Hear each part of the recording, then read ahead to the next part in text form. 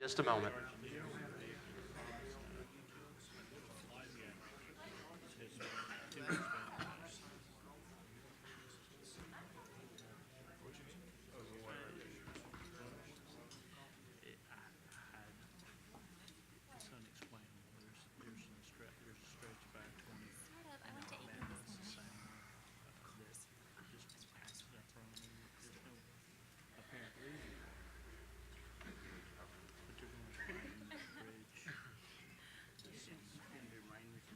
All right.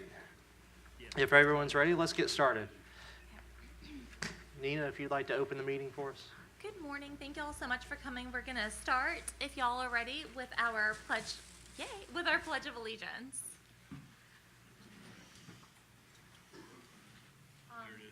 Okay. I pledge allegiance to the flag of the United States of America and to the republic for which it stands, one nation, under God, indivisible, with liberty and justice for all.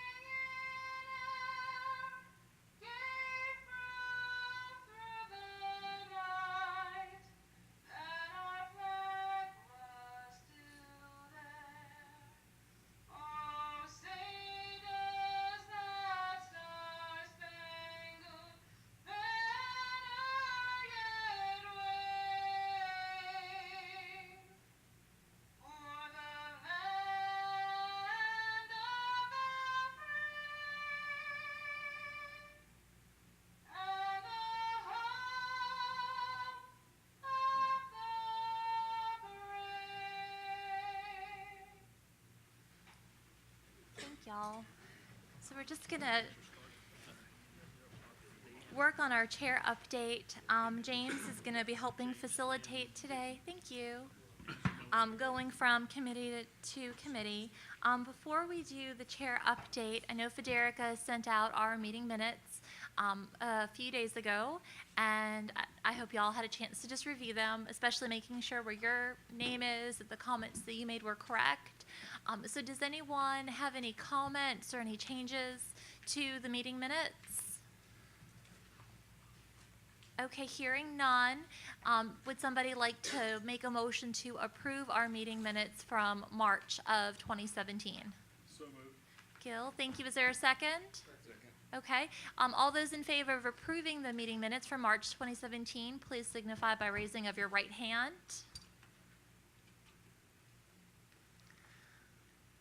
I think that's everyone.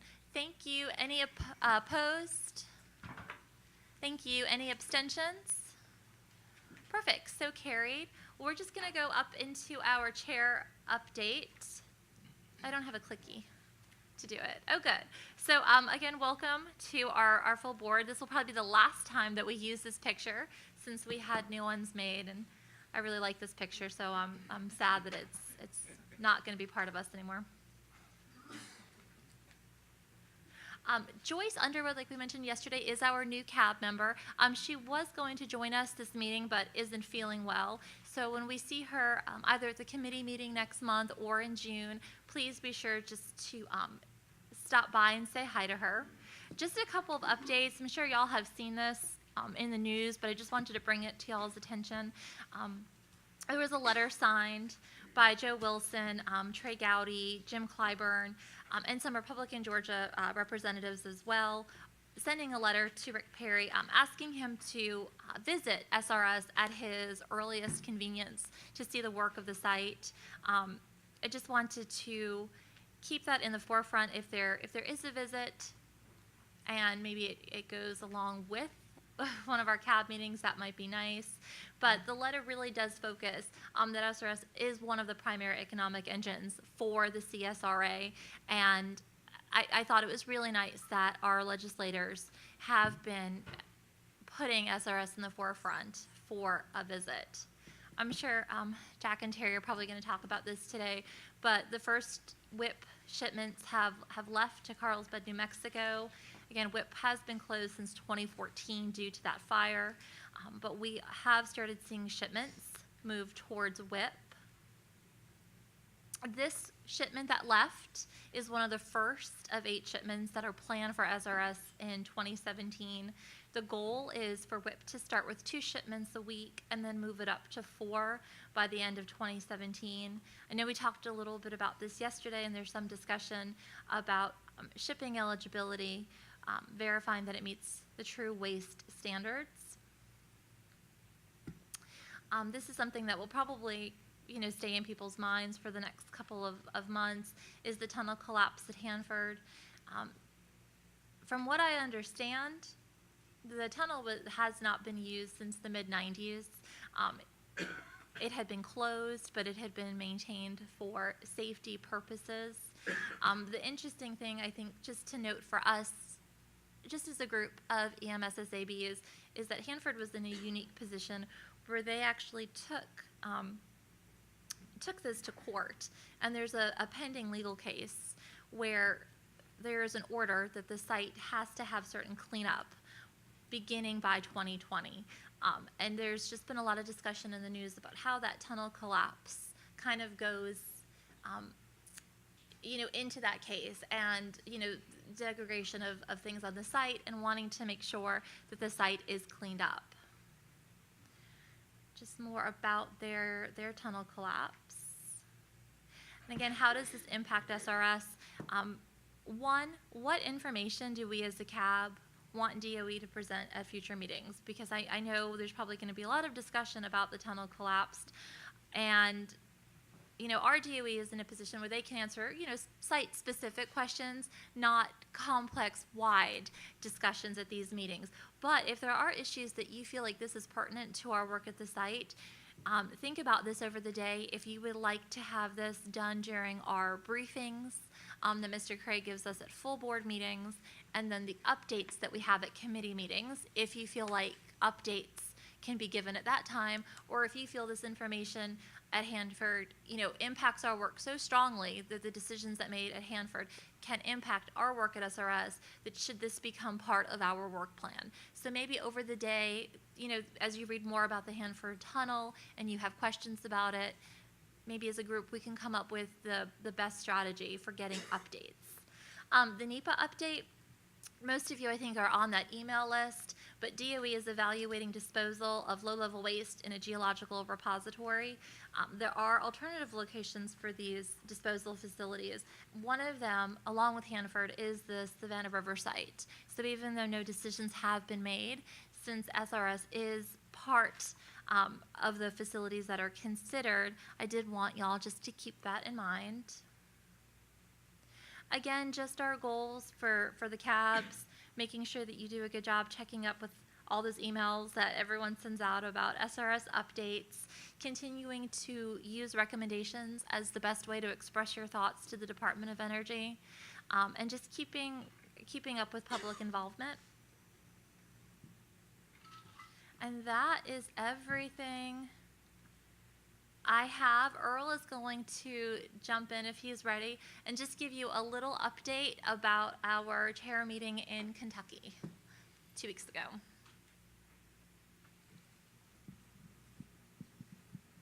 Well, first of all, good morning. The Paducah chairs meeting was quite a different experience. Met a lot of people, different chairs, and a lot of networking went on. We had some discussions on how things are going at the different sites, and kind of moving forward how they want things to be handled here on out, and kind of getting the best out of all the sites, the way, and getting things neutralized, basically. We talked about Well, thank you for asking. I thought I'd start. David Hoyle, Cab. Earl, could you just say a few more words about exactly what this meeting was in Kentucky?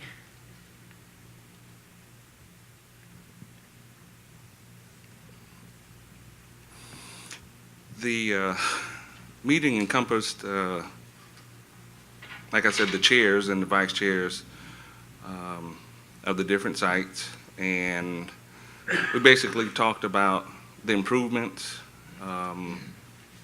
things that's been going on each of the sites.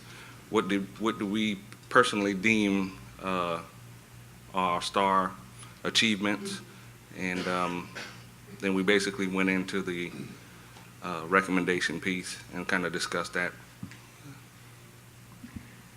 And so the recommendations that they put forward are kind of cross-cutting recommendations that cut across all of the cabs within the EM complex. Is that correct? Yes, sir, that is correct. Thank you. Well, if there are no more questions, James is going to go over the meeting rules and agenda and then take us into that recommendation voting for the two recommendations that came out of the full chairs meeting. Again, we can't wordsmith it at all, so it's just a straight up, down vote, yes or no, if you think this works for us. If not, and with that, I will turn it over to James. Thank you, Nina. We have a pretty packed agenda today. So up next will be the chair's recommendation voting, like Nina just said. Then we'll move into agency updates. We'll take some public comments, have a break, go into nuclear materials where we have two previews and possibly close two recommendations. And then we'll go into facilities disposition and site remediation. We'll discuss another draft recommendation that you've got. At the end of the day, we're going to have a discussion on your meeting format. Remember, this is the discussion that we had back in March. We're going to wrap that up today and see if we can't come to a group decision on what it is that we're going to do and hit a path forward for July. In terms of the meeting rules for the day, I'm going to ask that you hold all questions and comments until the end of the presentation. Everybody did a great job of that yesterday, by the way. Thank you very much. It really helps keep us on track when we do that. It helps us adhere to the agenda timeline. Do not dominate the discussion or have side conversations, please. Also state your name and affiliation when speaking. It helps with the minute transcription. Listen to and respect other points of view. Participate and ask questions to seek clarification. Please make all comments at a microphone. Pull it right up to you so that we can get you clearly. Even if you can hear you, we want to make sure that everybody else can hear you. And then please put your phones and pagers on silent during the meeting. Are there any questions about that or the agenda? Are we ready to talk about chair's recommendations? All right. Let's start with the cleanup performance roadmap and communication strategy. This is the one that's talking about EM program-wide performance metrics and how to communicate that with the public at large. Are there any questions, comments, concerns about this recommendation? Is it still a little early? We hadn't woken up yet? We have coffee in the back? No? Okay. Nina? Okay, so would somebody like to make a motion to approve the cleanup performance roadmap and communication strategy recommendation? David, do we have a second? Lots of seconds, good. All those in favor, please signify by raising of your right hand. 1, 2, 3, 4, 5, 6, 7, 8, 9, 10, 11, 12, 13, 14, 15, 16, 17, 18. Okay, all those Gil, opposed? was that a yes or no? 19, so that was everybody. Good. All, Oh, yours is a yeah, no? all those Okay. opposed, please signify by raising of your right hand. Okay. Okay, and then all abstentions? Okay. All right. So carried, thank you. The second one is the above ground storage at WIP. Do we have a motion to approve that recommendation? David, do we have a second? Second. All those in favor of the recommendation passing, please signify by raising of your right hand.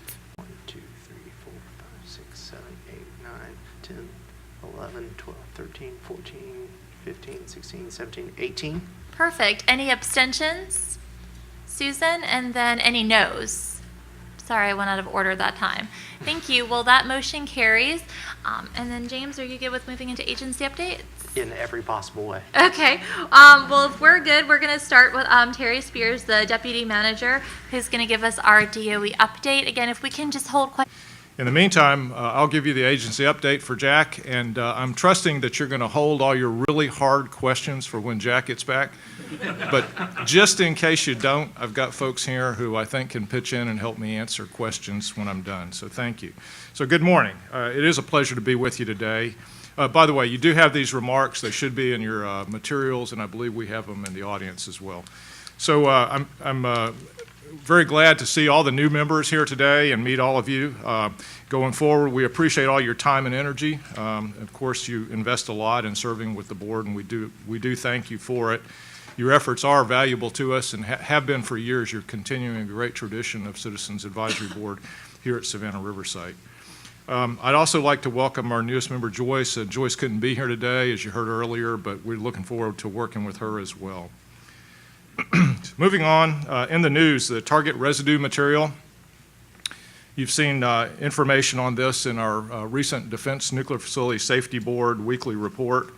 Probably it also has been in the press, I believe. The news on shipment of target residue material was reported in both of those venues. So we do have Tony Polk here today, who's been inserted into the agenda to give a detailed update on our target residue material program. But I'm going to briefly explain perhaps what you've seen in the press. So it did not pose a significant safety concern. Our workers nor our facility were in any danger. SRS radiation protection employees handled the situation promptly and efficiently and turned the hotspot towards the wall. There was no problem with the shipping cask, and the workers were already wearing the proper personal protective equipment and using radiation protection measures. The pig that exhibited the hotspot was taken out of service, and again, Tony will be here shortly with more details and can answer any of your specific questions regarding that. Continuing in the news, aging facilities and potential dangers associated with those. Nina spoke of the issue at the Hanford site in Washington State with the collapsing tunnel. I think perhaps recently you might have seen also information about their double shell tanks having leaks and so forth. So those highlight the potential dangers from aging facilities and structures. As you know, this issue is relevant here at SRS as well. It's among our top concerns as we plan and execute our cleanup work in recent years. We're aware of where the potential communication plans and, that are incorporation for movement into DWPF. With respect to the salt waste processing facility tie-in outage, the SWPF outage is to prepare for the final tie-in of current liquid waste facilities to our SWPF. The outage was originally scheduled to begin this summer and is now taking advantage of the DWPF outage to complete some critical tasks early.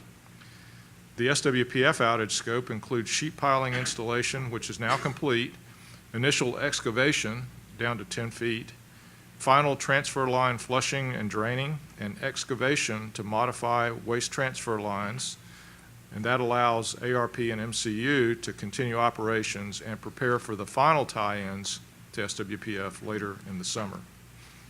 DWPF facility infrastructure systems outage is the next item, and that includes preventive and corrective maintenance on systems that cannot be shut down for extended periods while the melter is operational. So it turns out that now is the optimum time to complete this kind of work. Some is being done in parallel with the melter changeout, and some will be done afterwards. The bottom line of all this is that the extended outage ensures all of our work in the facilities can be accomplished safely and thoroughly. Using 2017 to complete this outage will put the liquid waste facilities in a much better operational position and make them more robust for the following year and beyond that. In the area of tank closure, sludge waste removal from tank 15 continues. Supernate is being transferred from tank 13 to support the bulk waste removal campaign in tank 15. The second waste transfer was completed on April 2nd, And the FFA milestone, the Federal Facilities Agreement milestone, is to complete this by August 31st. The third and fourth waste transfers from Tank 15 are scheduled mid-June and early August. In the area of tank closure cesium removal, or TICR, SRR has selected a commercial supplier to design and fabricate a supplemental ion exchange process with an in-tank deployment for the removal of the cesium component, an at-tank deployment for the removal of the cesium component of salt waste. That is TICR. Vendor design is on schedule for that system for June of 2017. The Defense Waste Processing Facility operations. Prior to our outage, the DWPF completed 52 canisters during this fiscal year, which brings us to an overall total so far of 4,155 canisters. Canister double stacking also continues in Glass Waste Storage Building Number 1.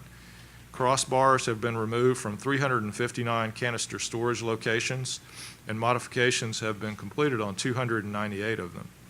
This involves installation of new support plates and new shield plugs. A total of 202 canisters have now been double stacked.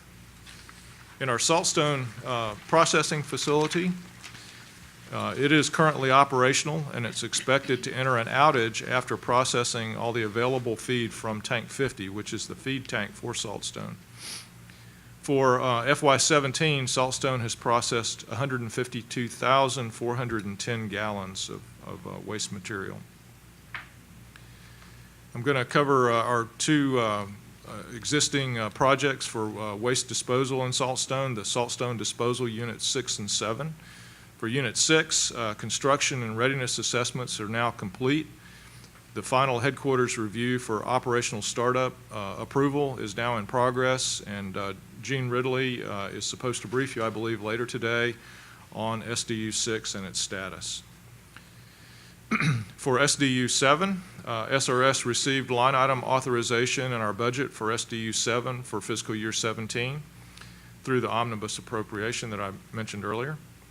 SDU 7 site preparation activities will begin this year, and Shane Farrell is scheduled to provide more details about SDU 7 and SDUs 8 through 12, which is the balance of the disposal units that we plan to build in Saltstone.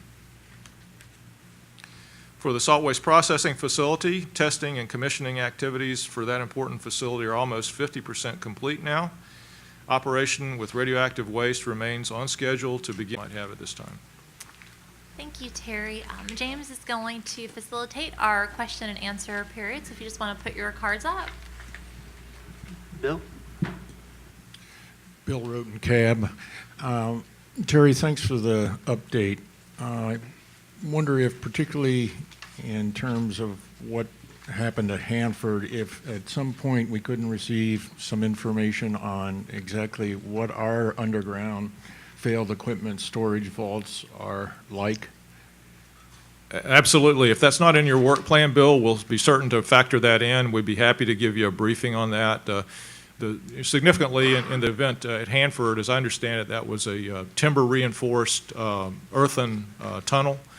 Our failed equipment storage vaults here at Savannah River, reinforced concrete, safety basis design, et cetera, so much more robust, and we expect those will be that have extremely high integrity, and they're maintained to do so. So that, in summary, is where we are, but we'd be happy to give a briefing to the Citizens Advisory Board on those structures and others like it. Great, thank you, Terry. May I, James, something in the news? I don't know if Jim Giusti is back there in the back or not, but I'd like to thank him for his foresight in terms of scheduling a meeting in Charleston. And we are too, so thank you. Yeah. Been a long time coming. Can you tell me if those 2 shipments or any of the 8 planned this year contain the down-blended plutonium that DOE is committed to doing? I could, but I'm going to let Jim Folk speak to the solid Okay. waste program. So, Jim, would you mind? Yes. Jim Folk, DOESR, Assistant Manager for Waste Disposition. What we can say is that of the 8 shipments, some of those will contain some of the downblended plutonium.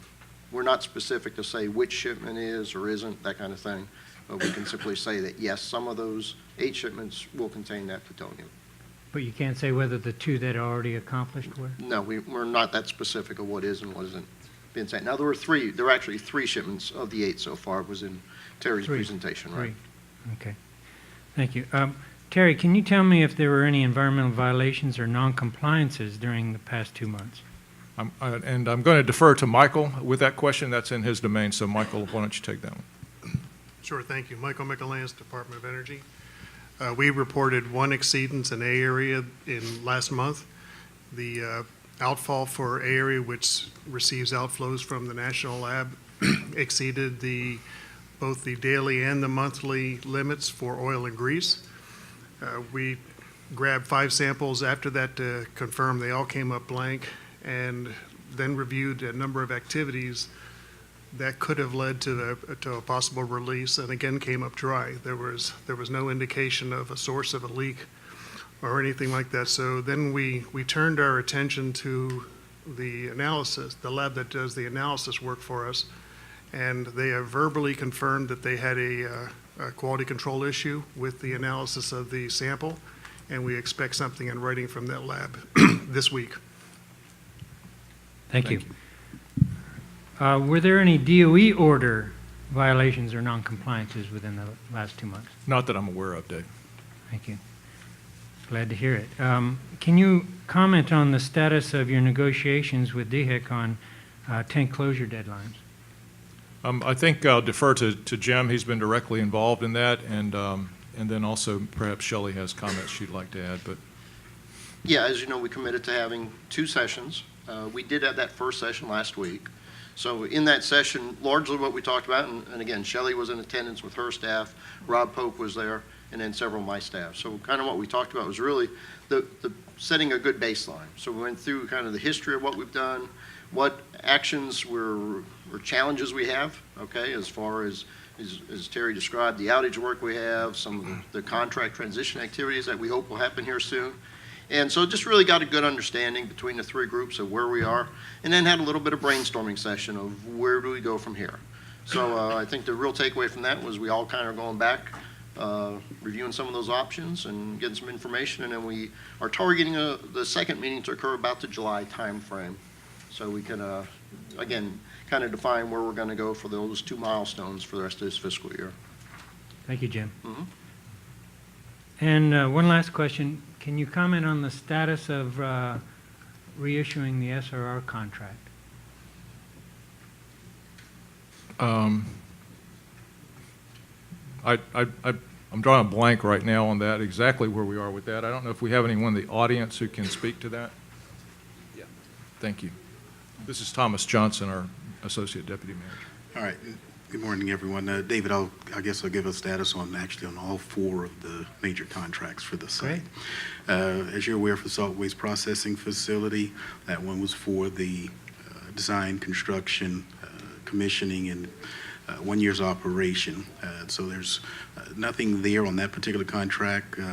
Terry's already provided an update, but we're well in the testing phase, and hopefully by December of 2018, we'll move into operations there. The next major contract was on the Centerra contract. That contract currently expires in October of 2017.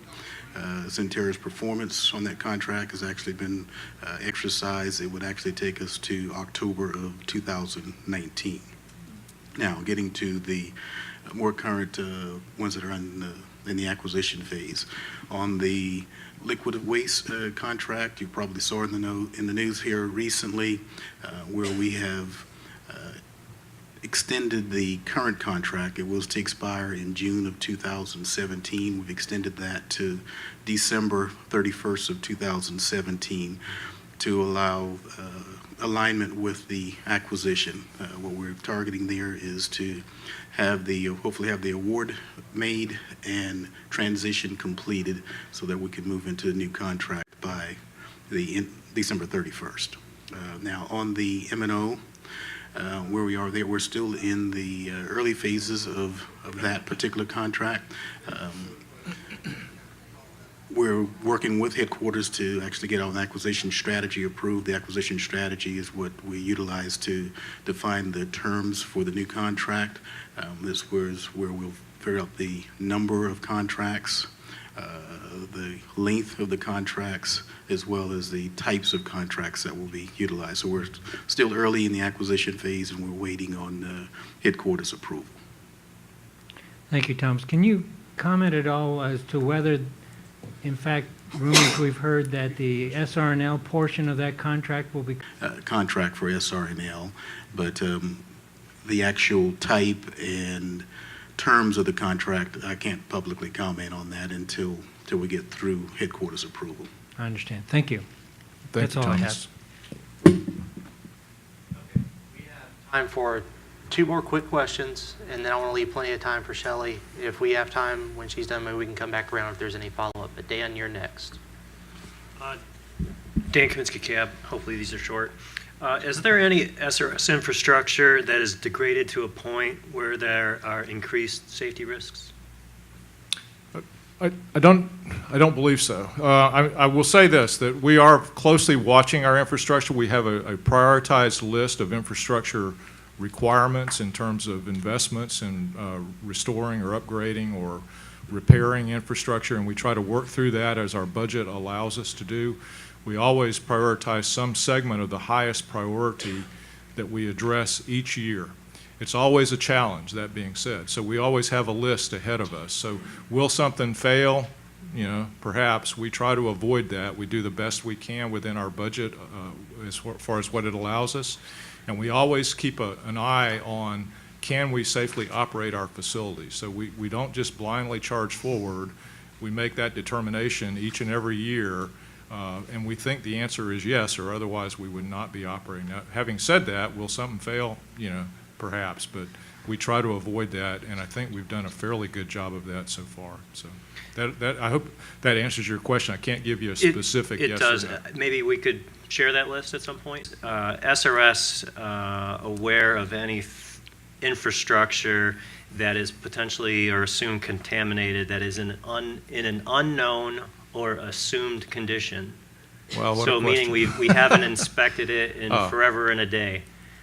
To my knowledge, we don't have infrastructure like that. Now, we have facilities that we have ceased operations in and de-inventoried, but we maintain those facilities still. We have surveillance and maintenance activities. So we don't just abandon them and leave them to fall apart. We continue to maintain them in a state of integrity that would prevent that. So the answer is, I don't believe we do. We work hard not to have those kind of conditions. Thank you.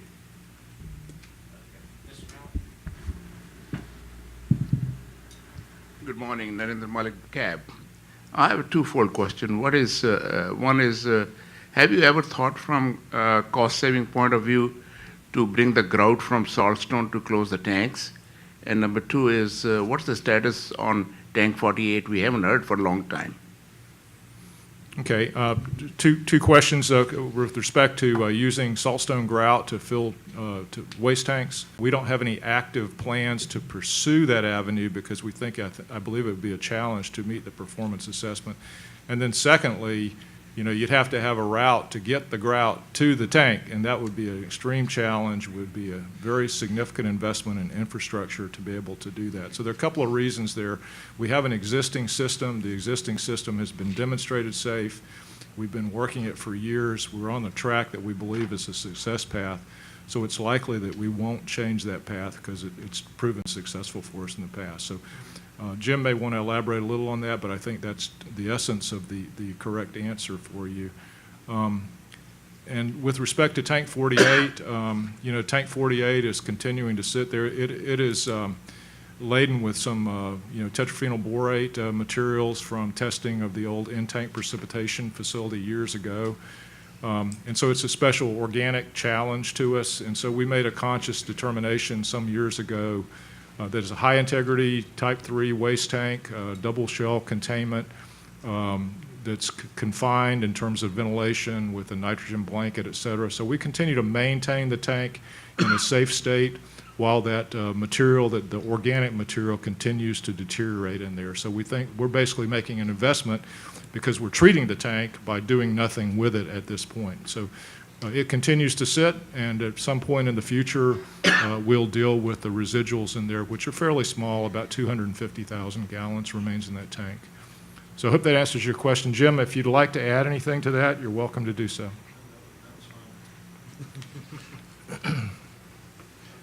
With that, we're going to move on. Shelley, are you ready for your update? Thank you. Yes, thank you, Shelley Wilson with the South Carolina Department of Health and Environmental Control. And we'll start with some with me. I think James has them up there.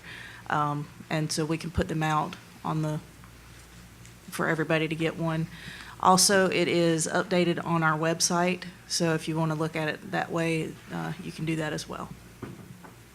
Thank you, Beth. And that is our annual report on the independent environmental analysis that we do of soil and groundwater and air and sediment. And I could go on and on about the different media, but if you want to see the results, the report of the independent analysis that we've been doing, then you can certainly get it on the CD or online.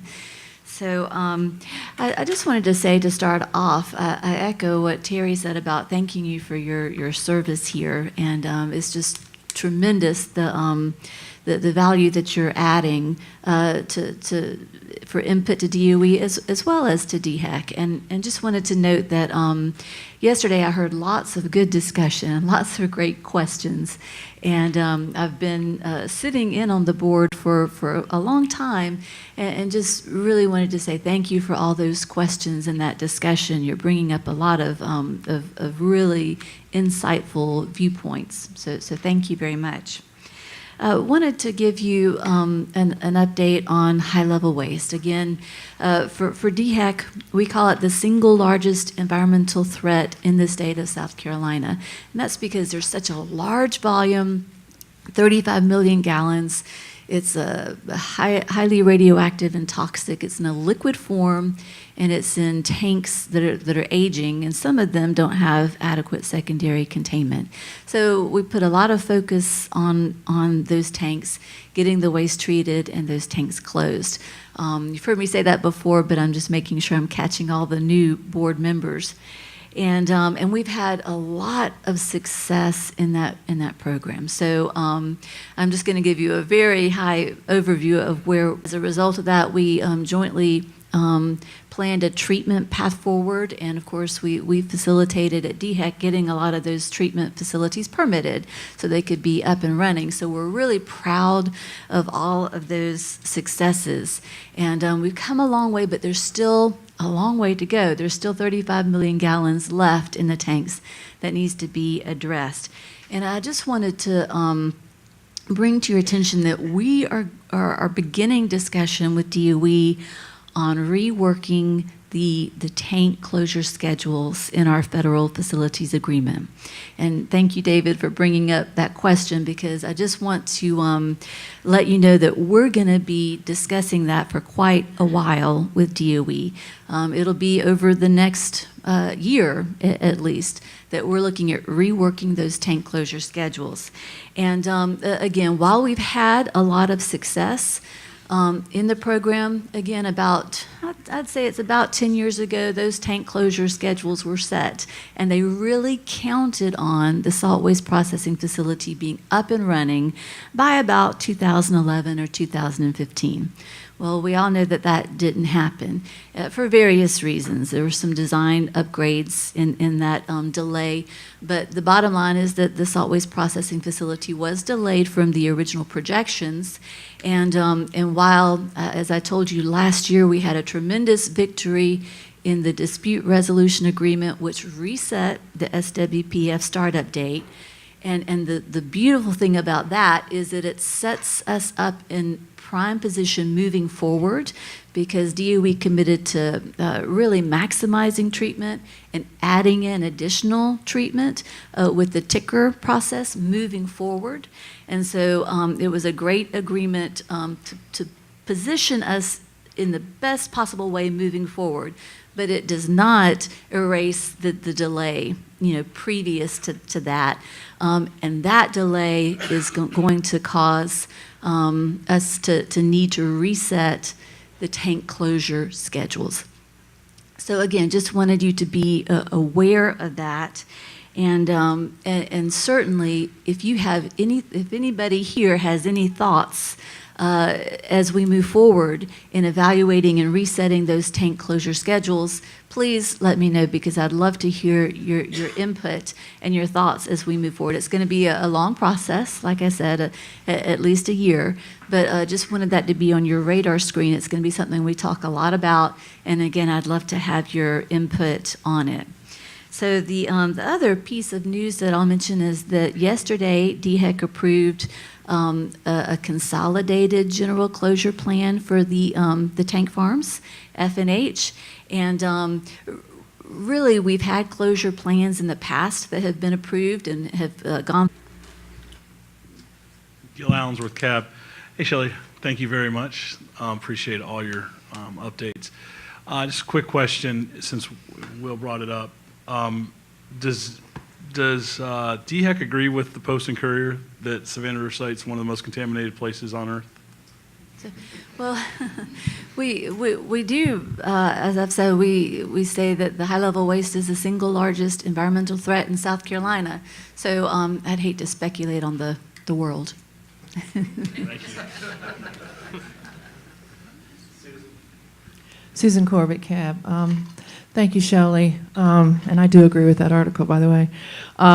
So I have a question to you, because you have in the past indicated the concern by the state about bringing additional waste here. Do you still have a position? Does DHEC still feel strongly that we should look very cautiously before we continue to bring foreign waste here or other sources of high-level waste that are going to add to the inventory with no clear exit strategy? Right. So thank you. Equivalent amount of risk before bringing more onto the site. And so there are lots of different ways that could happen, but that is our central position. Okay. Any other comments? Questions for Shelley? Thank you both very much. Okay. Up next, we have our public comments. Did anybody sign in to make a public comment? Would anyone like to make a public comment? Y'all are a quiet bunch today. Anybody got anything going on? Mr. French, how was your morning?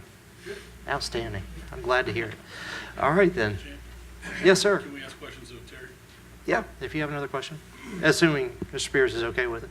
Oh, I suppose so. Thank you, thank you. Gil Allensworth, Cap. Hey, Terry, first thing, I want to know how I can volunteer for the Savannah River National Lab to go to Hawaii hydrogen carriers. I'll let Dr. Mikowski know you're available. If we need a site visit, I'm available. Hey, I said it first. I am in line. Tank closure. To provide that facility. Thanks, Jim. And we say vendor design is on schedule for next month. As far as the entire contract, I mean, are they assuring you with their bankruptcy that there's not going to be any problems? Is the money there, basically, is what I'm asking. Yeah, SRR has worked with Westinghouse. They've been reviewing their situation. They've also put some compensatory measures in place to assure that Westinghouse is delivering the product they've talked about. So, for instance, they'll go out with the lower tier vendors and ensure that they are still getting paid. So there's commitments and affirmation by Westinghouse that progress is continuing to be made. I know SRR has visited the facilities where they're actually constructing parts and pieces, so we're making good progress there. I believe we've crossed the 90% design threshold, so we're really closing up just a few of the remaining design documents that have to be delivered. So things are going very well. As you know, we're going to apply that to Tank 10, and we have a commitment with the state to complete that work by August of 2018, by the end of 2018. So splitting their business, and what we've been assured of is that this work scope is on the good side of that business, right? So, so we have that assurance to begin with. But also when talking with SRR, and they're here if there's anything else that needs to be added, but they've reached a point now with design being sufficiently progressed that if there were an issue with the contractor, with Westinghouse, they believe they could go to their sub-tiers with the design in hand and essentially finish the work. So again, we're making good progress on the funding and the work scope, assuring that the dollars are getting to the vendors and getting the job done, right? And we believe that from where we are at this point on, SR could pick up that task and complete it. Thanks, Jim. Anything else that SR needs? Okay, thanks. Susan Corbett, Cab, in the tanks, is that where that The will? cesium component, which is the highly radioactive component of that waste, will go to the Defense Waste Processing Facility, similar to the highly radioactive feed that we anticipate from SWPF. Jim, am I correct on that? Right, that's the sure path. What we've done with, and again, part of the agreement with the state called for that media will be collected and stored on a pad in H-Tank Farm.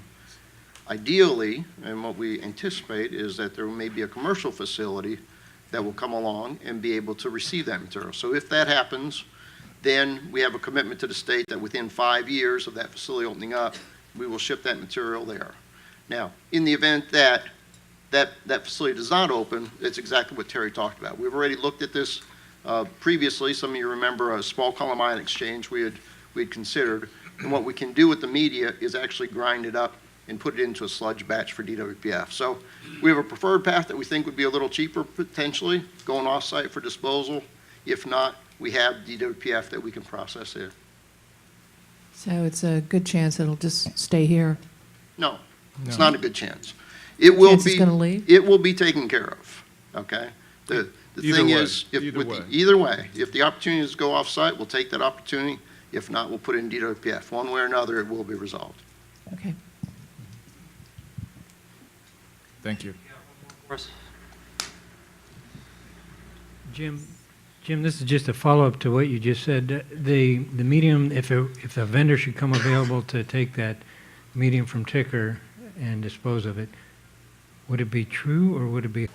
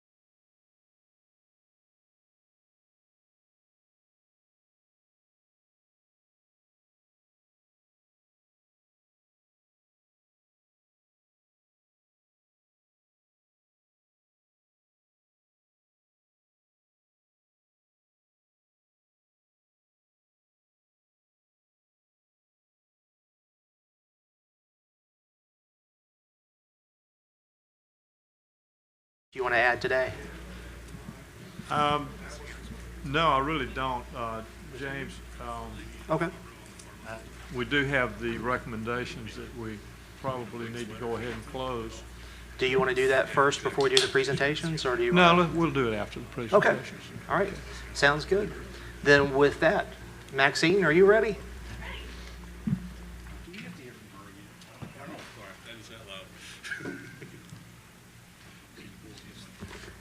That one. Thank you. Okay. Good morning. I'm Maxine with DOE. I'm the Spent Nuclear Fuel Program Manager. We're going to give you an update and an overview for some of our new members. So some of the pictures are going to be old, but I tried to find some new pictures to keep y'all awake. So the purpose of our presentation, it's a work plan item for the Nuclear Materials Committee for the CAB.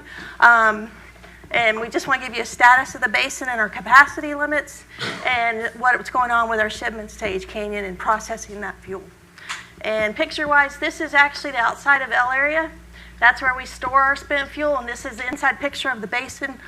Our fuel is stored underwater in bundles, and we'll get into those pictures in a while.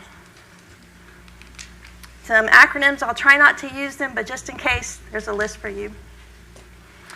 This is your cab picture, and we wanted to give you an idea. We're going to be talking about L Basin and H Canyon today, so just to show you on your graphic where we're talking. And I tend to get really fast, so if I start going too fast, just slow me down. So L Basin basically is about 3.4 million gallons of water. We're very proud of our water quality. It's very clear. It's used as a model for IAEA in storage of fuel. It's important that that water be good quality because that prevents corrosion of the fuel. And that's our whole intent, is to keep that fuel safe. This is a bundle. We actually put the fuel assemblies in a bundle. We can fit anywhere from 3 to 5 fuel assemblies. And when we talk fuel assemblies, we're not talking commercial fuel. We're talking research reactor fuel. So they're much smaller. They're not the 12-foot that you see. We do have a fuel type that's coming in that is long. That's our NRU, NRX fuel, and we'll talk about that. We can still fit 3 assemblies in one of those of the NRU, NRX fuel. What did I forget? So we get fuel both from domestic and research reactors that are foreign. We work with NNSA program to bring back some of that U.S. origin material that's being used in research reactors. We have one transfer bay, and everything has to come in or out of that transfer bay, so it's very important that we get efficient in our loading and our unloading. So we've focused on that a lot this past year. Fuel safely stored. We've also we had the SRNL come out and do a study of how long could we keep L Basin and the fuel stored safely, and the report came back saying at least 50 more years as long as we continue our surveillance and maintenance activities, which includes that water quality. It includes some fuel inspections. It included looking at the concrete that the basin's made from. It's actually stronger than it was designed to be, so we're proud of that as well. Just to give you an idea, I didn't bring my show and tell items. I just put them in a picture. It's easier. So this is typical, we'll call it material test reactors. So you'll hear MTR used sometimes. This is research reactor fuel. So those of you that have seen commercial fuel, this is very much different than a commercial bundled fuel. Our capacity limit in L Basin is 3,650 bundles. Our current inventory, I checked today, is 3,014 bundles. So we're 80% full. We are moving fuel to H Canyon because of the amended record of decision that allows us to process up to 1,000 of those bundles and up to 200 HYFER cores. HYFER is our high flux isotope reactor. This is the Oak Ridge reactor. You can see it's a different shape. It has an outer and an inner fuel assembly. We actually store these separately. We're 100% full. We can take 120 cores. We have 120 cores. We're going through processes in H Canyon right now to convert one of the dissolvers to allow us to insert the HYFER cores and dissolve the HYFER cores. We're hopeful that work is going to finish by the end of the calendar year so that we can start processing HYFER by the end of the calendar year. First of 18, sorry. So, more pictures. We do have some fuel that is stainless and zirc cladded. Most of our fuel in Cottonelle Basin is aluminum cladding. That's what can go to H Canyon. So the stainless and the Zerk, H Canyon can't really dissolve because all of our tanks and pipes are all made out of that. So we have some problem children. They're 400 individually packaged isolation cans that get stored in these oversized cans. And that's an oversized can. These are their racks that they are stored in. So those are the ones we will have to figure out how to deal with in the future, whether we modify H Canyon or if we do some kind of dry storage or some kind of swap with Idaho National Lab, which has the capability to do dry storage out there. This is our 70-ton cast car. We use that for transfers from L to H. It's only used on site.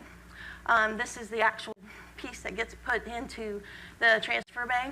You can see it has lifting lugs or rigs for canyon and remote operations. This is it being lifted inside the transfer bay.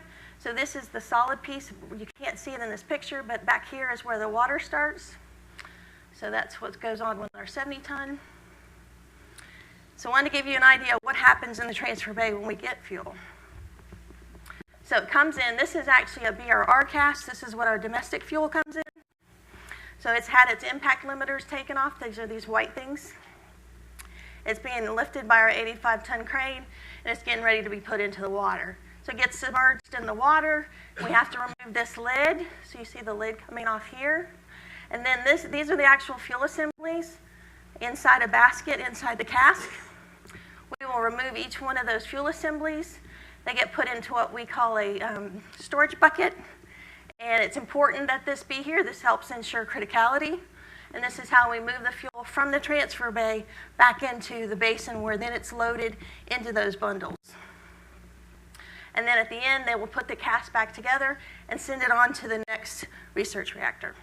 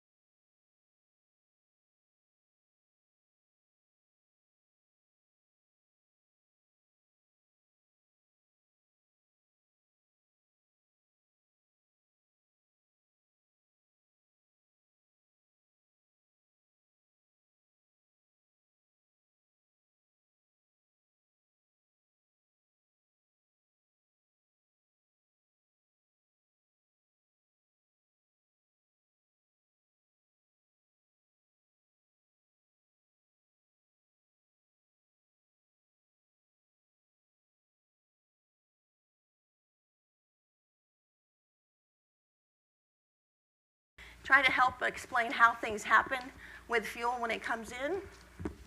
So it comes from the research reactors. You can see the dotted activities, those are NNSA activities. The solid borders, those are EM activities or site activities. So NNSA is responsible for all of this portion. They talk to the research reactors, and most of this is U.S. origin material that they're trying to get back due to non-proliferation issues. The foreign mostly comes in by boat through the port of Charleston, and then it either comes by rail or by truck to the site. And most of our domestic comes by truck. We do have one foreign that comes by truck, and that's Canada. Once it enters SRS, then it becomes EM's material. So it goes into L Basin. So we store it in L Basin. We can transfer it to H Canyon with that 70-ton cask car I showed you. And then H Canyon can dissolve the fuel. All of the plutonium and the fission products, which are basically waste products, go to the high-level waste system, to their tanks, to the salt waste processing facility, and DWPF eventually. And then they get turned into glass, and they go to the glass waste storage building. And once they leave, they'll go to a future repository. Used to be called Yucca. We don't know what it's going to be. The uranium goes to the outside facilities, gets blended down to that less than 5%, and once it leaves, it goes to the fuel fabricator, gets turned into fuel, goes to the TVA reactor, they make electricity, and that goes to the TVA customers. So just a little graphic of what we actually do. These are our capacity charts. So we have two, because we have to store the HYFER fuel and the bundled fuel differently because of the sizes. So this is for our bundled fuel. Remember, I told you we had a capacity of 3,650. So that shows you our capacity line. This dotted line shows you where we're at with our total capacity and projected to be. The bundles coming in are in a hash mark. The bundles going out, which means they're going to H Canyon, are in green. So you can see this looks much better than what we had projected in past years at the cab. At some point, we were projected to exceed this capacity line up to this level. So by being able to process the fuel, we're able to not have to put new racks in L Basin, and we can keep our capacity level at the same. So this is for HYFER. So we have 120 racks, 120 cores for HYFER. That's our capacity there. As you can see, we're full. Once we start processing, we can be able to bring that down, and then because the HYFER is going to continue operation, we will actually bring that back up. So again, the hash mark is what's coming in. The green is what's going out to the canyon to be processed. So our accomplishments, we've received 5 HYFER casks, or 5 foreign fuel casks, and we've received 1 domestic cask, and that's through April of this year. We've transferred 6 casks of spent fuel, which is 60 bundles, to the canyon for processing. We anticipate 3 more going forward to H Canyon, one of those being a HYFER cask. Now, SRS is not bought into the sending the HYFER cask over. We have to make sure they're ready to receive it at H Canyon. But it'll be loaded in a cask in the L area. And then we continue to safely store spent nuclear fuel. This shows you an ISO container. Actually, what's inside of that is the LWT, which is what most of the foreign fuel comes into. This is that shielded tube I was talking about that we put the cask down in the hole, and this comes over the top, and then that moves back towards the back wall, and then you can place the basket down into the water and remove the fuel. All of that's protection for our workers. So in summary, the fuel is safely stored in the basin. It's safely being transported around the country. We have to follow the NRC. We have to follow whatever international rules or what country the fuel is coming from. So there's lots of checks and balances on how these things get moved. And they have to look at all of the hypothetical accident conditions. We are processing in H Canyon. We do need a departmental decision to allow us to process more. And that we're waiting this direction from headquarters on. Any questions?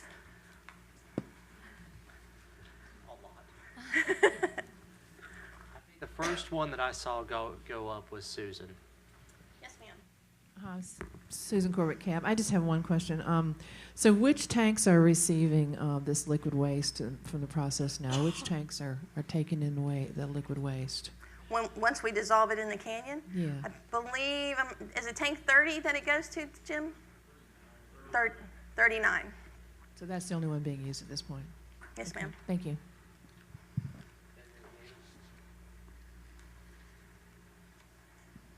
David Hoyle, Cab. Maxine, looking at page 13, where you have a little diagram of how the spent nuclear fuel flows into and out of SRS, and you've got little lines in this diagram where it enters SRS and where it exits. And I believe you said when you were discussing this slide that when it enters SRS, it's basically entering EM space. Yes, sir. So before it gets here, it's what, in NNSA's domain? Yes, sir. Okay, and when it leaves SRS, whose domain does it enter then? Nuclear energy? It will depend on whoever is No, I responsible. mean, I'm sorry, up top. When it leaves up here, Yeah, that's still NNSA. That's all done. NNSA. Mhm. Okay, thank you. On the following two slides, you have bundles in and bundles out. Mhm. The green indicating bundles out. And I presume this simply depicts the extent of DOE decision-making to this date. Is that Yes, correct? sir. This is only the 1,000, whoops, sorry. This is only the 1,000 bundles that have been approved on this slide. The next slide is the 200 hypercores. Right, and so if DOE doesn't make any decisions on processing the remainder of the stuff that's coming in, that stuff gets stuck here. Yes, sir. Until we make a decision of dry storage. So, Well, it would still be stored here. yes, sir. Yeah. Okay, thank you. That's all. And then Larry came up next. Thank you, Maxine. Larry Powell, Cab. Maxine, the blending down below 5%, if it remained above 5%, would that be considered a weapons grade? No, sir. What we consider highly enriched uranium is at 20%. So anything below the 20% is considered low enriched uranium. Anything above the 20% is considered highly enriched uranium. Okay. So to get it below the 5%, is that preparing it to be used as fuel for a nuclear reactor, for Yes, sir. electricity or whatever? It's making meeting the specs of their requirements because they stay between 3 and 5% for commercial fuel. So we actually bring in natural uranium that TVA pays for to do that blend down. So you blend it down with natural uranium? Yes, sir. And TVA furnishes that? Yes, sir. Okay, thank you. And then Nina. Thank you, Maxine. On the last slide, the summary, the last bullet point, the departmental decision is needed. Can you explain that a little bit more? So under Department of Energy, we have to follow NEPA requirements, National Environmental Policy Act requirements, and right now we only have approval through NEPA for the 1,000 bundles and the 200 hypercores. So but that's one piece of the decision. The other piece is the actual costs and the budget that's required to enact on that decision. So. Thank you. Mm-hmm. Is that it? Anything else from the table? Mr. Malik. Narendra Malik, Cab. This NEPA, how elaborate is that? Is it EIS or EA or supplemental EIS? So the one that allows us to do the 1,000 bundles and the 200 hypercores is a supplemental analysis that was done on an EIS that was done in the past. I don't know going forward. It would depend on the decision that they want to make of what level of environmental study would be required, whether that's an EIS or an assessment or a supplemental assessment. Does it require any ROD? Any what? Sorry? ROD record of decision? Yes, all of those NEPAs will require a record of decision. Thank you. Okay. David, is the card a remnant, or do you have a follow-up? Oh, Maxine, Doug has one more. Doug Howard, Cab. I've got a question on the dry storage. Yes, sir. it says the technical questions exist on how long to dry and how dry is dry for aluminum clad fuel. Do you have a deadline, to have that question answered, or? Not really a deadline, just- like a date, and we have to have it answered by. There's a group that's working on what needs to be done to make that decision, and they have a draft report that's been provided to headquarters, to the Spent Nuclear Fuel Working Group, but there is no deadline on that. So we don't have a deadline, but before we can stop processing, in my opinion, we would need to have that answer. So if this campaign ends in 2024, we need to know that we can actually move towards dry storage and not have those technical issues out there. Otherwise, we're putting ourselves at risk of not having a disposition pathway. Thank you.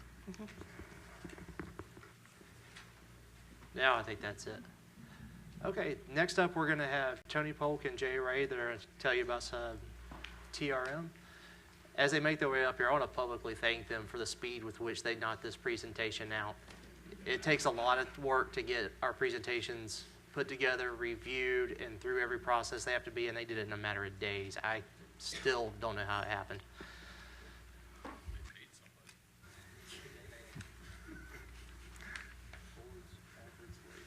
Okay, I'll leave that for Jay. So I thank you for the opportunity to be here and talk about TRM. And so James is right, and so that's why Jay Ray is here, because I gave Jay the task as my program manager for TRM to put information together in a hurry and get it through the approval process so that we could give you a better idea of the operations.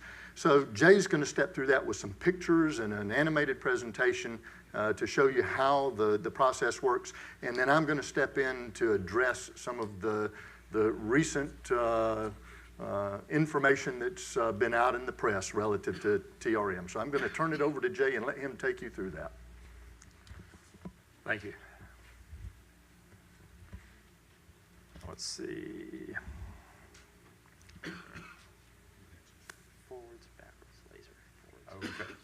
And Netflix, I won't be able to pull that up, right? She'll take care of the video and just let her No, know. Netflix. I was making a joke. Netflix. Sorry. Bad joke, I'm sorry.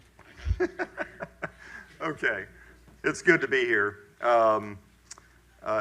Who went to the site on the tour and maybe saw on at least the video screen some of the TRM equipment? Okay, good. It wasn't operating then, and wish it had been for you when you were there. But what I'm going to do is show a video that is animated with narration that I think was very well done by SRNL, and it'll help you understand how the processing of those casks and containers is done. And then I'm going to show you pictures of actual container unloading and processing and so forth that I think will be very beneficial to understand that. Now, did I just do that? Maybe. Okay. I think I did it with my knuckle there. Okay. So first slide, this was in Maxine's presentation. And like she said, there's H Canyon. It's about 1,000 foot long, about 125 feet wide, 4 stories, pretty big facility. What we have right here is called the truck well, and that is where the TRM processing is going or is occurring. And so we bring the trailers in to this area, and you'll see the pictures, gets unloaded and then moved into the truck well for unloading of the containers, and then unloading, pumping out of the containers into the canyon tanks. So just a little background on the project. In August of 2012, a contract was signed with Canada, Atomic Energy of Canada, and DOE for return of U.S. origin highly enriched uranium. In August 2013, the project design began, and from the onset, it was planned, built, and operated with safety in mind. February 2016, about 2.5 years after design began, the construction was complete. Then we moved on to doing the startup reviews, and that also included some external groups that came in. DOE authorized material receipt just a couple of months ago. So we've just now begun. This is how the container arrives, and inside this container is a cask. It's a legal weight transport cask. It's owned by NAC, used to be called Nuclear Assurance Corporation. They're now just called NAC. This is an ISO container on the outside. You may have seen these on cargo ships in the past, but same kind of container. Very heavy. I think the entire package with the cask inside is about 67,000 pounds. And ISO stands for International Organization for Standardization. Well, actually, I got it on the slide there for you. So this was the first container that came in, and it's about to turn the corner around to the truck wheel that I showed you. Okay, and now we're going to show the video. System was developed by Savannah River Nuclear Solutions and Savannah River National Laboratory to safely and efficiently receive and transfer high-enriched uranyl nitrate liquid, or HUNL, from Canada's Chalk River Nuclear Laboratory. Savannah River Site's HU will blend down and repurpose the material into commercial fuel for the Tennessee Valley Authority's commercial nuclear power plants.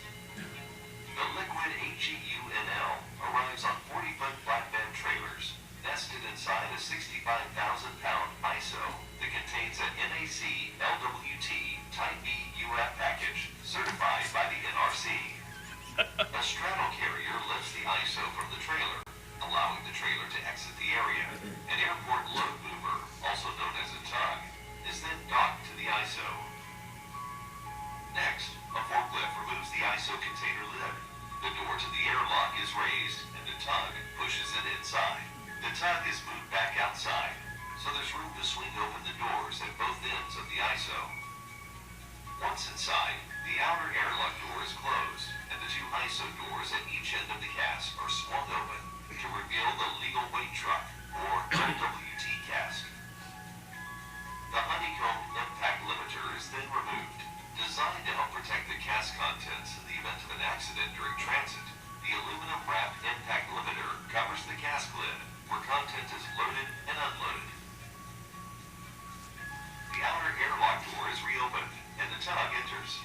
The outer airlock door is closed, and the inner airlock door is opened, and the tug then pushes the ISO and LWT cask into truck well processing area. The first step inside the truck well processing area is to remove the lid from the LWT cask using a custom counterweighted tool. Next, the adapter plate is installed flush to the end of the cask, which shields workers from dose and doubles as an alignment tool. In effect, the adapter plate becomes the reference point, guaranteeing other components of the system fit precisely, and the containers inside align with the system used to remove the containers. The container retrieval system, or CRS, is then pushed into position and bolted to the adapter plate. The PIG, which is a lead shielding device that protects workers from dose, is then lowered onto the CRS. The two doors on the PIG and the adapter plate door are opened. A computer-controlled gripper then passes through the PIG and enters the cask to retrieve a container. The gripper releases the container inside the PIG and exits back into the CRS. After the doors on the PIG and the adapter plate door are closed, the PIG is hoisted to the Container Unloading Station, or CUS. After all containers have been processed, or empty flushed, and decontaminated containers are reloaded into the LWT using a half PIG and the gripper for shipment back to Canada. Every automated extraction and insertion requires operator verification. The menu-driven touchscreen tablet application, also developed at SRNL, utilizes precision sensors, position indicators, and smart motors. Manual override is also available to operators, just in case. Back at the CUS, a container lid removal shield is hoisted into place, giving access to 6 bolts and removal of the container. set aside, and the Quick Connect shield is hoisted in. A slot in the shield prevents the installation of the vent and the pump-out Quick Connect ports. The ports allow the operator to safely flush and rinse the container remotely, away from the nose area. Using the tablet, the operator fills the flush tank to 20 gallons. The liquid HEUNL inside the container is then pumped out.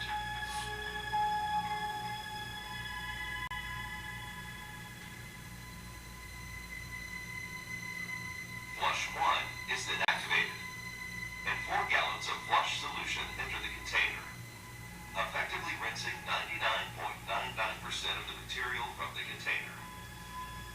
A second, full volume flush of slightly acidic nitric solution is then performed and pumped to receipt tank 88 in H Canyon for further processing.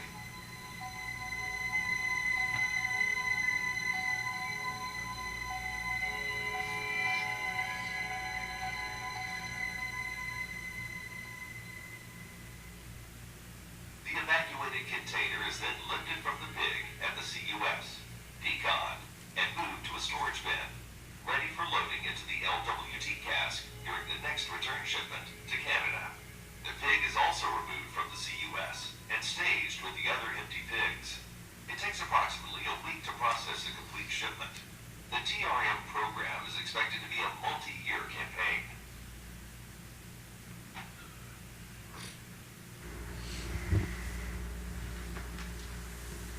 Alrighty. We can pick back up with slide 5. There we go. Okay, so it's this point pretty much the video took over where the cask is in the ISO, comes in, the straddle carrier picks it up, and then the processing inside the truck wheel goes on.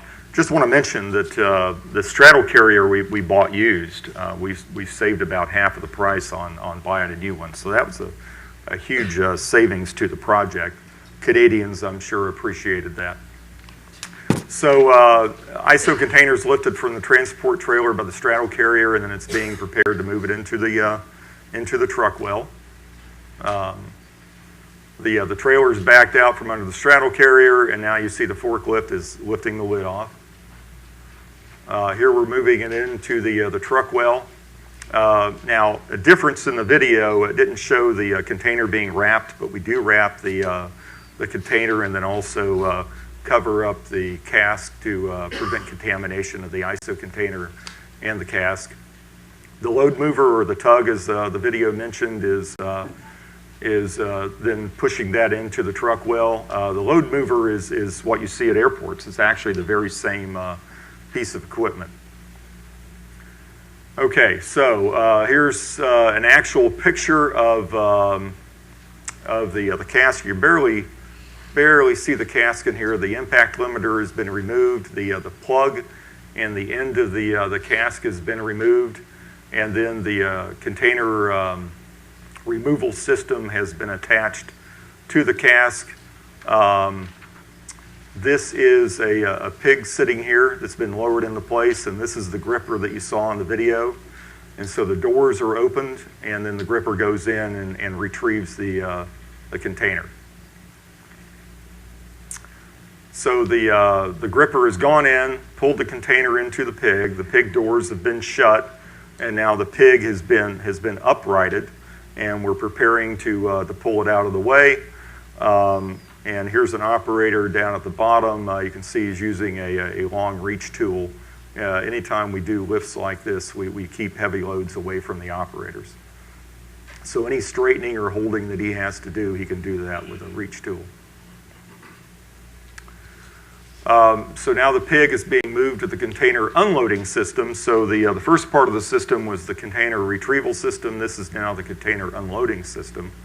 And note the use of the reach tools, of the reach tools again, here and here. The container unloading system is this deck that you see back here. So this pig will be located on this deck, and then the operator will connect the connectors to pump the container out and then to flush it. let me catch up. I think I had some notes here. Oh, so I really don't have any pictures of the unloading going on. I didn't have any ready for review. So next time if I come back and give you an update on this program, I'll have some pictures of that to show you. The solutions, once they're pumped out of the container, are sent into the canyon. From there, it's mixed with solution from spent fuel processing, and then just like the other material from L Basin, this will also go to TVA to make commercial fuel.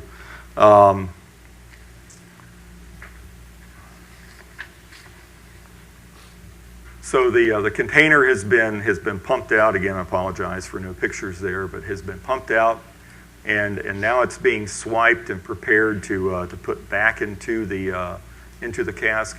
This is what we call a half pig. It has no shielding, and at this point, we don't need the shielding. These containers have extremely very low radiation emitting from them once they're emptied and flushed. So now we're just checking the outside to make sure that it meets the requirements for shipping this back to Canada. But the swipes are counted using instruments that they're able to detect contamination. Here the container is being loaded into the half pig. So before we're looking at the back side of this. So this is looking at the cask would be located back here, and now the cask is back here. So we're looking from the opposite direction. So the container is being lowered into the half pig, and then now the gripper has attached to the container and is now going to be pushing it back into the cask. And then once that's done, the end cap on the cask is put, well, first we unwrap the container and the cask, do some swipes and so forth, make sure it meets the requirements for shipping back. And then we'll put the end cap back on that you saw in the video that was removed, and then the impact limiter. We'll button up the ISO and then take it out. And when the next shipment of full containers come in, then typically we'd ship the empty containers and the cask back. And that ends my presentation, and now I'm going to turn it over to Tony. Oh, I don't need that. Questions? I'm sorry. We'll answer questions at the end. Let's get through this, Jay, and then we'll say, I don't think I need that. Okay. So, yep, I'm just going to talk. So again, what I wanted to do to follow up in particular was to address some of what has been in the news here lately with DOE's perspective and assessment, and hopefully be able to provide facts associated with that for you to be able to use in judgment against some of the assertions that have been made in the press. And some of those assertions include that the process was flubbed after years of preparation. It's a black eye for the folks that were involved. It didn't proceed unscathed. I wonder if fears have already been realized. The term leak was used on occasion. So let's talk about some of those things, and the term unanticipated as well too. You know, there were indeed months of preparation by the department on this end and the Canadians on the other side to be able to safely transport this material from Canada here to Savannah River site. And in fact, all the transportation activities so far have been that. They have been safe. In fact, the Department of Energy, and in particular Savannah River, has a clean record of transportation of materials across public highways. What was described in the DNFSB report as a hot spot, and I want to deal with that. Terry used that term as well too. That really is a term that we reserve for contamination when we deal with contamination in the facilities. Areas that we find where the material is deposited in a higher concentration and the rates may be associated or higher associated with those areas. But this term really is not one that we apply normally in this situation. So Jay, in his presentation, gave you a good idea of what the pig is and why it's there. The material in the containers that we receive does have a high dose rate associated with it. So all of the design that went into place took that into consideration. And the pigs were designed to be able to reduce those rates so that hands-on operations could occur. As much as you see we have incorporated remote operations into this, still people are involved inside the warm crane or the warm truck well to be able to perform this work. From our perspective, from DOE's perspective, what happened in the discovery of the one small area, and that's approximately the size of the area on that pig, which had a rate of radiation from the container inside, it was about 3 times what we had expected. Already low rates, even the higher rates, still well within the rates that we work with at Savannah River Site for materials that we deal with all the time. And so those rates were not high. But what I want to point out is that every time that we have a new operation that comes into play, precautions are taken. We anticipate the unexpected. Folks are well trained. The processes are mocked up. And in this case with TRM, we were actually able to build these systems, the retrieval system and the unloading system, place them in one of the other areas on site, using mock-up containers, put it all together, test it out, make sure that it worked before we ever took those modules and moved them over into H Canyon to perform the work. So in this case, when this shipment was received, that slow and deliberate process by those operators, as was intended to occur, found this one spot on this one pig that had the slightly higher rate.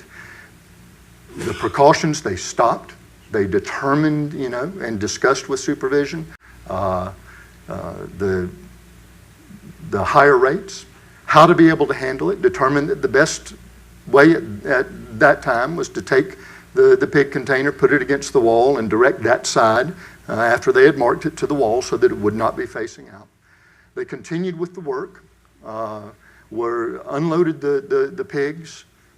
The entire dose accumulated by those 8 workers during the process amounted to less than 5 millirem. So to put that in perspective for all of you, if you were to take that 5 millirem and divide it among the 8 folks that were involved, okay, each of those individuals received much less than anyone in this room would receive in the way of radiation getting on an airplane and flying across the country. Okay? So well within the rates that we had established and the controls that we had put in place. And in fact, the material and the way that we designed this in anticipation took into account the rates that we expected, designed the pigs and the handling equipment. The rates that we read on receipt of those materials were just about exactly what we had predicted they should be based on how we had designed the systems. So from the department's perspective, the contractor folks who did this, supervision and especially those workers, did exactly what they were supposed to do, taking a very deliberate approach, anticipating the unexpected between the RADCON controls folks, radiation controls folks, and the operators that were involved took all the appropriate actions that were necessary to be able to perform the operation safely. So, relative to some of the assertions that you have heard, the transportation part of this with the casks and the containers went absolutely as was expected to occur. When we got those and began the unloading process, everything was going exactly as we had anticipated, although much more deliberate and slower than it's likely to be as we learn and we move into the future so that we can try and improve the efficiency associated with it. But in all cases, our folks are trained for a very deliberate process where working with radioactive materials is concerned, and that indeed occurred. So the department's perspective is that things went extremely well. In anticipation, we had a spare pig that was made. We've put that into service and taken the old one out, just so as another sort of perspective relative to the rates associated with that. In all likelihood, what has occurred in the casting of those lead shields, those pigs, is that a bubble or something may have occurred on the inside to create a void space. In all likelihood, given the rates, that void space is not very wide at all, given what occurred. So the perspective of the department is that the contractor did a very good job associated with this. We have since received more material. We have improved and found a few things, as we anticipate in any new process, that we can do better as we move forward. We will continue to do that as we move forward. We expect that things are going to continue to go well relative to this process, because we did put a lot of time and effort both into the design and the preparations for the folks that are involved with it to be able to perform it safely.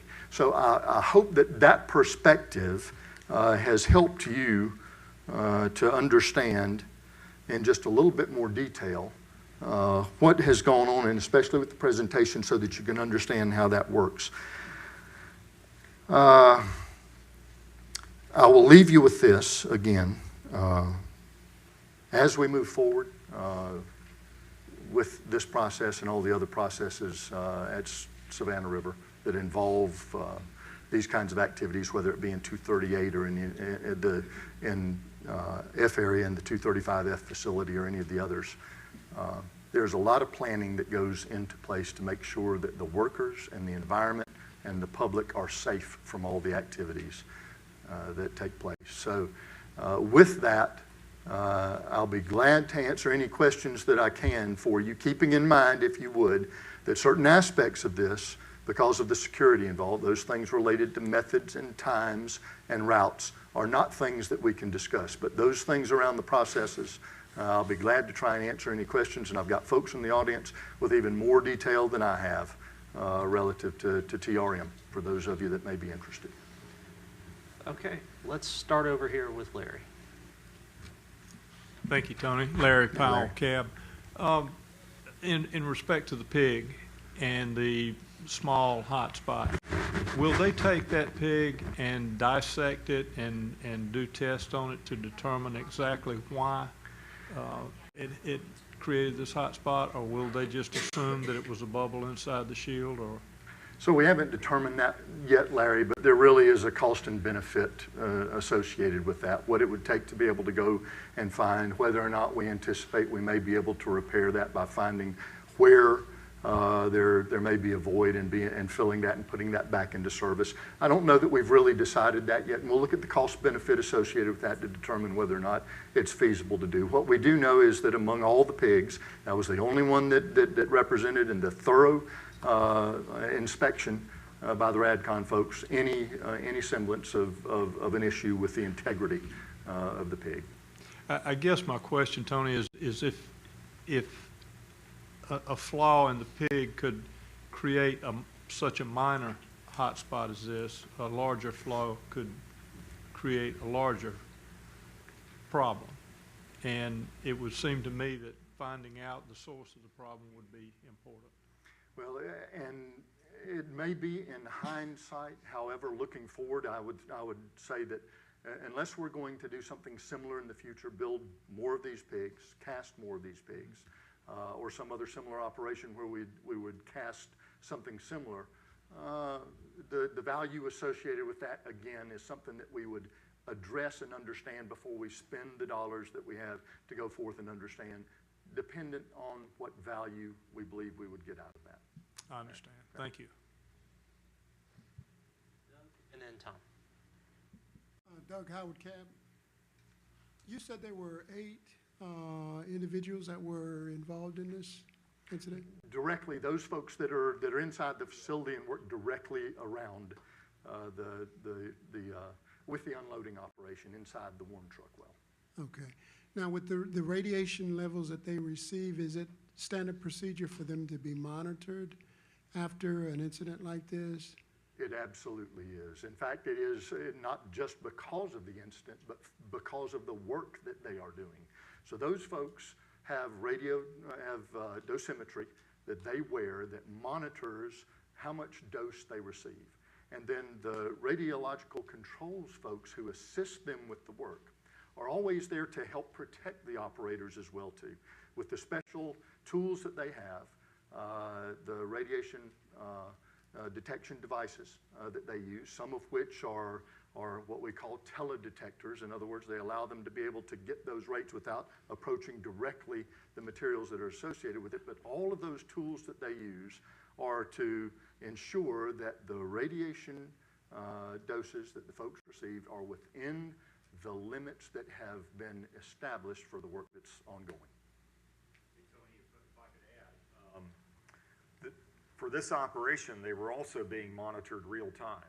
There's a dedicated person sitting in front of a dedicated laptop that is monitoring the exposures of all of those 8 workers as this whole operation is going on. So we're monitoring that very closely.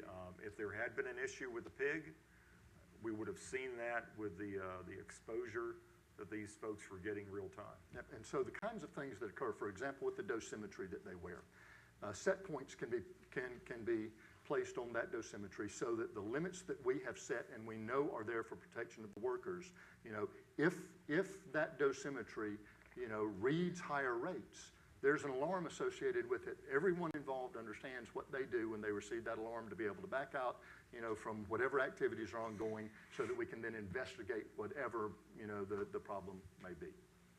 And none of that occurred. Everyone was within the dose rates that had been established for the job. And those rates, as I explained earlier, were very low. Thank you. Tom? Tom French for the CAB. Thanks, Tony. Appreciate it. It was a great talk.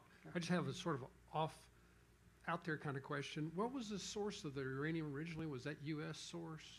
The material is U.S. origin material that the Canadians have used primarily for medical isotope production. Okay. Yes.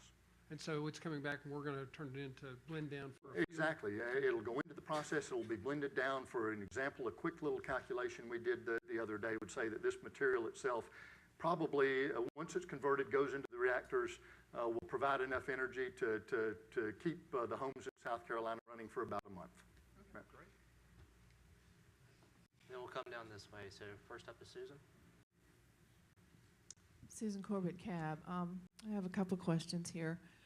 Okay, so let's see. So this Canadian, this was the origin, our part of it was the uranium. We provided the uranium. Is that why there's a justification to bring it back here, right?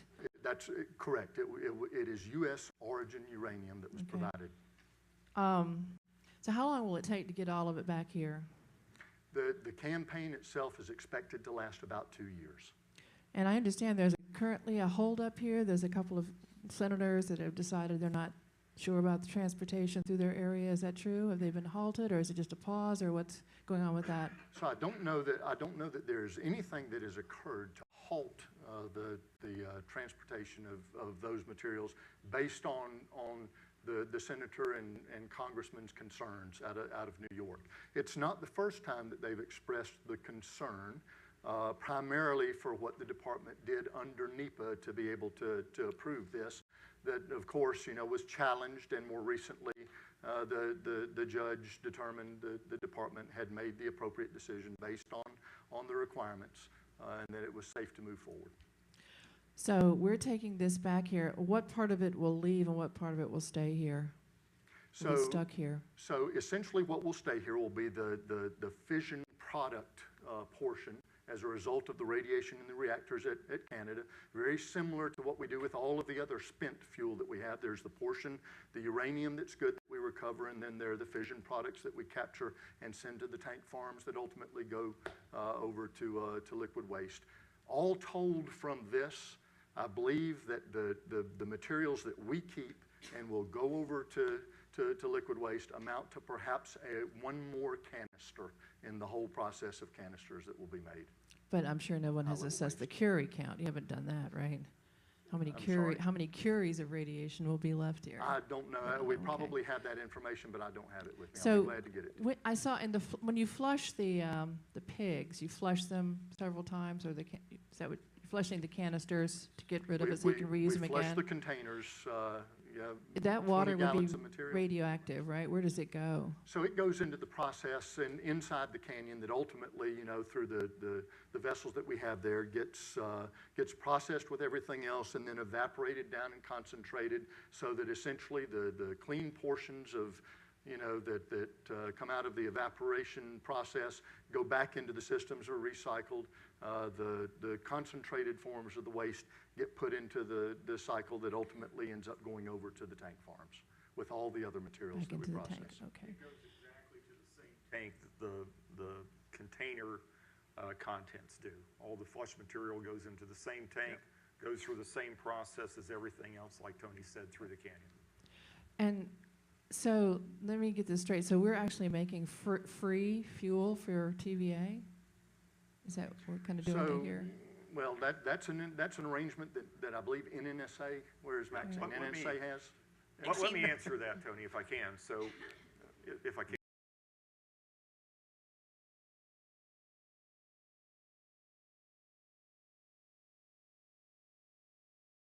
The TVA, they make fuel there? So they contract with Arriva. Arriva It makes used to their be fuel. done Mhm. in Tennessee, and it's now going to be done, I think, in Washington State. They haven't quite moved their operations yet, but yeah, they contract, and they actually contract with other companies also. But the previous campaign, the contract was with Arriva. So the pig is lead lined, right? Because this is a form of gamma radiation, which is high-powered ionizing radiation. Is that correct? That's correct. It So is what made is of there? lead. Was in this particular pig that was hot? Did the wall get too thin? Was the lead gone? It had been. What happened? Why was it coming through? So what we theorize, but we have not been in and tested, is that during the casting process for that lead pig, with the 4-inch diameter, I believe it is, or 3 Annulus, the- several for the inches pig, anyway. that during that casting process, somehow or another, a small void of some kind occurred in one particular spot. We have not done any destructive analysis or tried to determine that yet. We may decide that that's an appropriate thing to do, but that seems to be the most obvious of the answers, is that somehow or another there's a small void, perhaps about that thick. And what company makes those pigs? We cast those pigs on site with our workforces, yes, Okay. using lead that we have stored in areas that we've used in the past. So we've recycled it. Okay. Thank you. Next up will be Mr. Hoyle. David Hoyle, cab. Tony, first of all, you and Jay, I want to give you my compliments for coming up with this presentation for us on a very short time frame. When the news articles came out with all kinds of strange allegations in them, a number of us cab members were hoping we would get some answers at this meeting, and you've come through famously. I really want to thank you for that. I do have one question. Were the pigs not tested using a radiation source before this campaign began? No, they were not. Okay?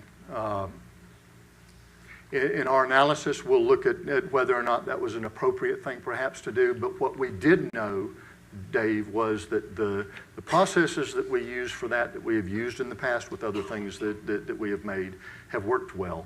We also knew that we were taking the appropriate precautions in how we were going to approach, what those rates associated with those pigs in those containers were going to be with these first few shipments, such that we felt that the protection of the operators and the radiological controls persons was well in hand, based on what we knew about how we had produced these things and how we had used them in the past.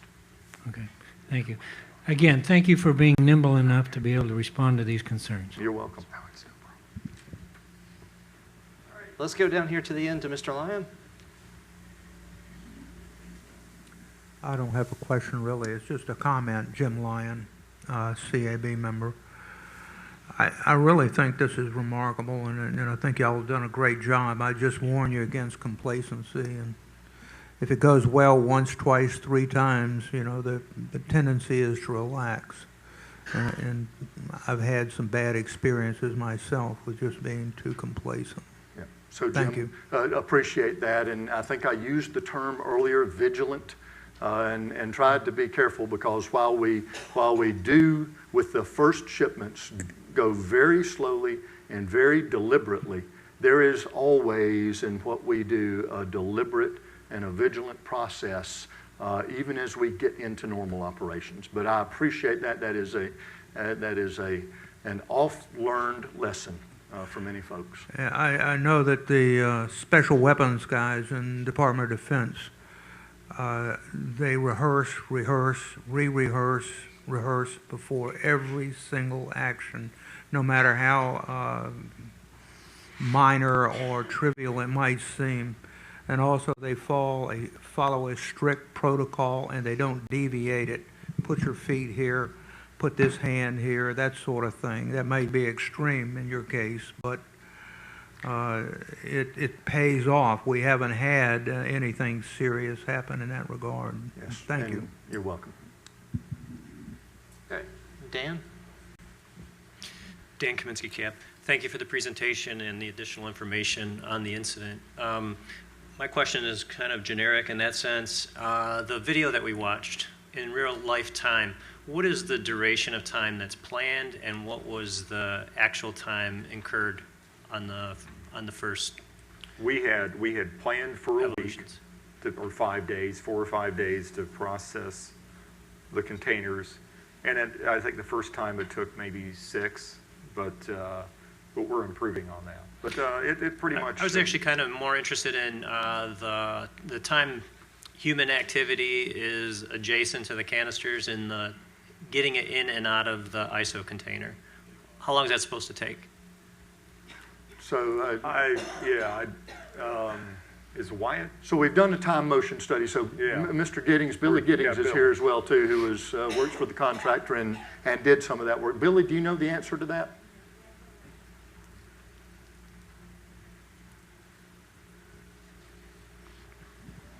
Are you asking? The time exposed to the canister is very minimal. The workers are around about a half a day total, but most of the time the workers are spent in a remote location away from the containers. So it takes approximately about 15 minutes to take a container out of the cask and put it into a pig. And then once it's in the pig, the dose is less than detectable. And so it's very minor when the doors are open.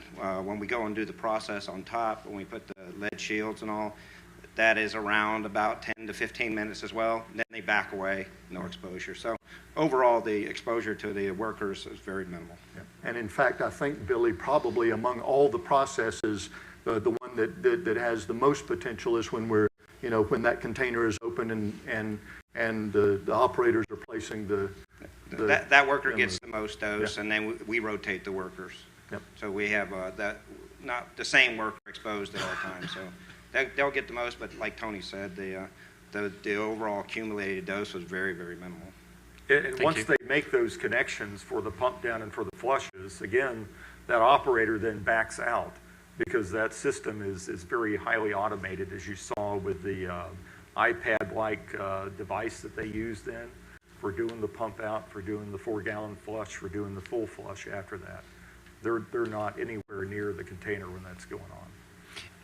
And how thick was the pig? Bill, the annulus of the lead. It ranges from about 2.5 to 3 inches. The top shields are a little thicker than the bottom, and the side shields about 2.5 to 3 inches thick.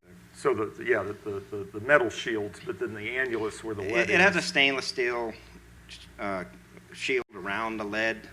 The lead was poured into the casing, so we had a molten lead shield, molten lead pour into our casing. The actual metal is about 1/2 of an inch thick, and then it has about 2.5 inches of lead inside. Thanks. Just a concern, kind of what David had stated regarding testing prior to use. Obviously, if it were a metal casting, you could test it with X-ray. Obviously, X-rays don't go through lead, so probably not an effective way to test that. I would maybe want to get with David to see if we want to go further with a recommendation on that for destructive testing prior to any initial use, and as he maybe alluded to, testing with a known radioactive source to see if you can pick out those hot spots before you realize one. So just keep in mind that oftentimes when we evaluate from a dose perspective, we take into account, the processes from the very beginning to the end, anticipating, where we may have the most exposure associated with those. Even testing has its risks associated with it. And so those are always balanced against what the activities are in the process as well. Tony, if I may? Yes. We knew by design how much lead weight we needed to put inside the pig, and we put that much lead in there. And so it's a very small void that was created. An air pocket probably during the pour. Maybe the thing was cooled a little bit too much at that time, but it was very, very small. I think SRNL estimated that to be less than the size of a dime. Yeah. And so we knew the weight, and we put the weight in. So we did it by weight. Thank you. Eric Carlson, cab. Did this incident happen on the very first run, the first trial? It was. It was Okay. the very first receipt of containers where we took so much time associated with making sure that we understood the rates and the integrity of the systems. And then since that's been taken out of service, you've done more of these and there's been no incident? Been no issue. Yes. We'll come back to Susan. Susan Corbett, Cap. So maybe I misunderstood you. Are you saying that even aside from this one incident, that the workers there routinely do get exposure to gamma radiation in this process? Is this something they experience with every time we transfer these? Is that part of the process? It is part of the process. In fact, there are, for a lot of the activities in all of our facilities that involve work with radioactive materials, doses range from none when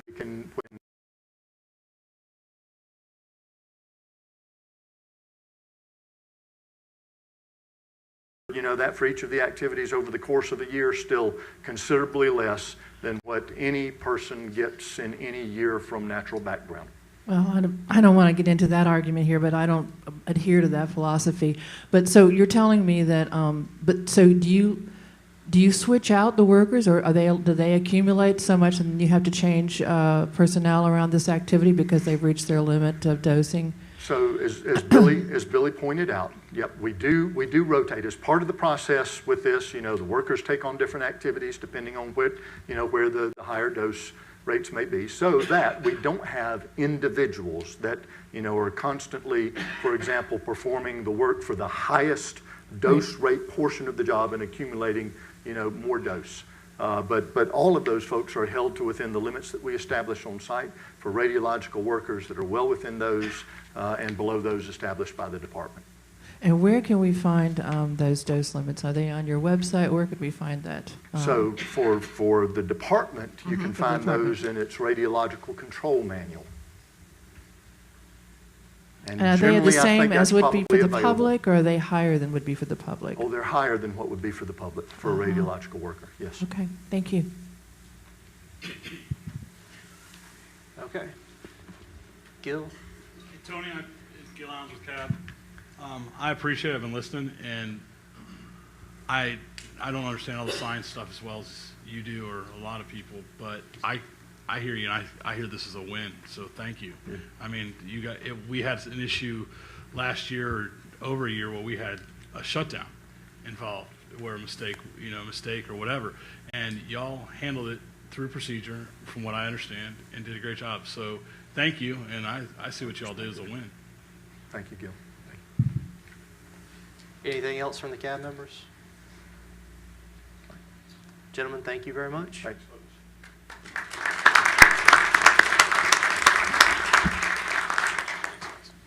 Larry, want to see if we can close some recs? Sure, James. We've got number 334, Nuclear Materials Operation Review. and number 337, improving H Canyon. Shouldn't that be throughput instead of throughout? Throughput. It says throughput. I've got 337 and 341. Oh, throughput. I'm looking at a sheet that I have here. Yeah, I think y'all wanted to keep 334 open for a little bit longer, if I remember from the committee meeting. But 337 and 334 were the two that we were going to look at closing. Right. Okay. Yes. Chelsea, can you pull up the recommendations themselves for 337 so that we can get everybody on a baseline? Thank you, ma'am.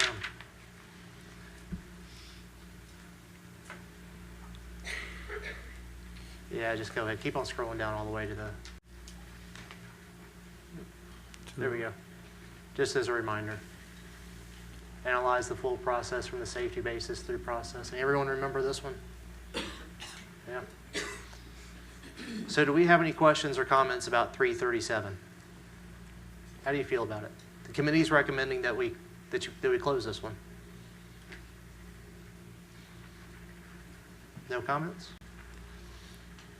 Nina stepped away. Do you mind running a vote? You want me to do it? Do we have a motion to close 337? So moved by Mr. Hoyle. Do we have a second? Mr. McMichael. All those in favor of closing 337?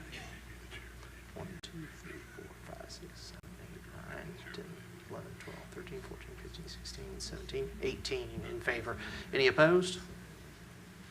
Any abstentions? One abstention. Okay, 337 is closed. Let's move on. Let's pull up 341.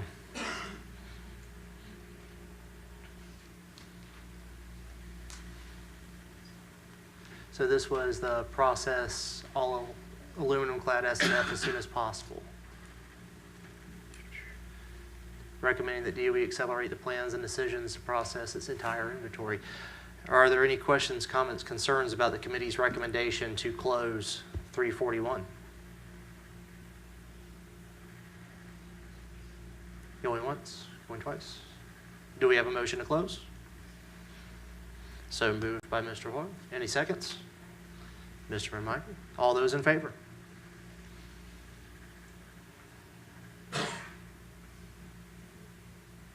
All 19 of you. Just for the record, any opposed? Any abstentions? 341 is closed as well. Thank you very much. Larry, do you have anything else for your committee? I do not, James. Okay. Well, we're almost right on top of when we were going to move for lunch. So let's go ahead and come back at 1:15. Can you bring me back up? Thank you. I meant to do one housekeeping. All the CAB members are been invited by